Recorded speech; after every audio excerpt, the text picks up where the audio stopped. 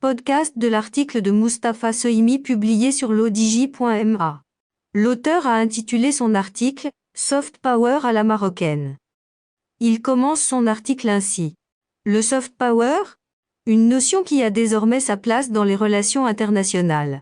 Elle désigne la capacité d'un acteur politique, État, firme multinationale, ONG, réseau de citoyens, d'influencer indirectement le comportement d'un autre acteur ou la définition par cet autre acteur de ses propres intérêts et ce tout à travers des moyens structurels, culturels ou idéologiques.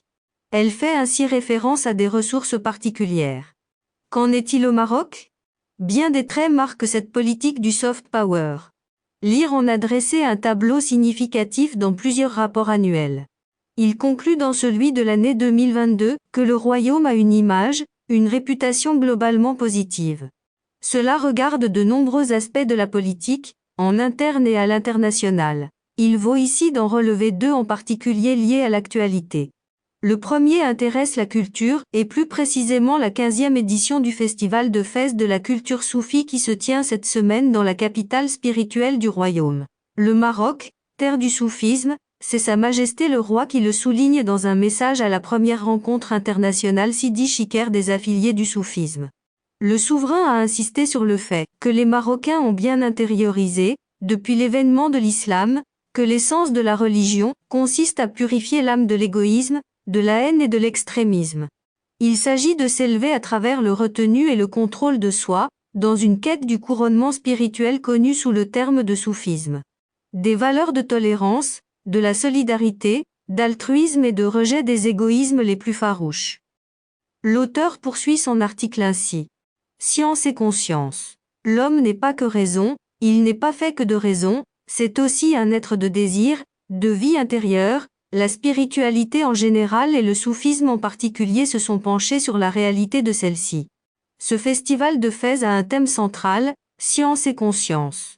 Un débat qui a traversé nos civilisations et qui a marqué aussi la civilisation musulmane avec Ghazali, Ibn Rushd ou encore Ibn Arabi. Il y a là un patrimoine marocain qu'il faut rendre accessible au plus grand nombre en même temps qu'il faut œuvrer pour le valoriser. Il doit être une source d'inspiration pour notre intelligence collective. Le soufisme y a sa place, assurément. Et ce festival s'articule autour d'un programme flamboyant, fastueux, création artistique, concerts, masterclass, projections cinématographiques, grande voix de Sama des confréries soufis marocaines, et un nouvel humanisme spirituel servi par les NTTC. Le Maroc tel qu'en lui-même. Dans un monde anxiogène, chrysogène avec la montée de gros périls, le royaume ne sacrifie pas la culture, il continue à la valoriser et à faire entendre sa voix. L'auteur ajoute ainsi. Autre voix du Maroc, celle aussi d'une styliste, Fadila El Gadi.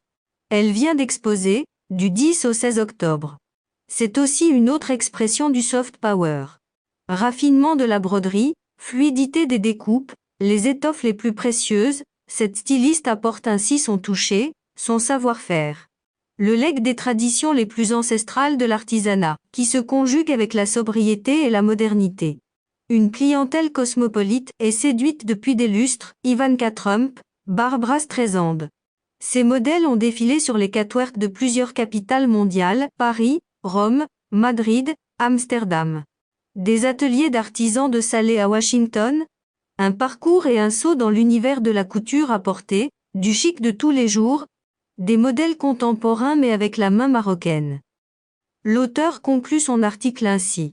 Quel pays dans la région ou dans le continent peut exciper de telles expressions d'un soft power culturel ? Les indicateurs économiques actuels sont préoccupants, au Maroc et dans le monde. Mais le soft power, lui, se porte bien, il faut continuer, plus et mieux encore. Rédigé par Mustapha Sohimi et lu par l'intelligence artificielle de Lodigi Media. N'oubliez pas de télécharger notre application Lodigi mobile sur Android et iOS et de vous abonner à notre chaîne YouTube Lodigi TV si vous souhaitez être au courant des dernières actualités, podcasts et émissions télévisées.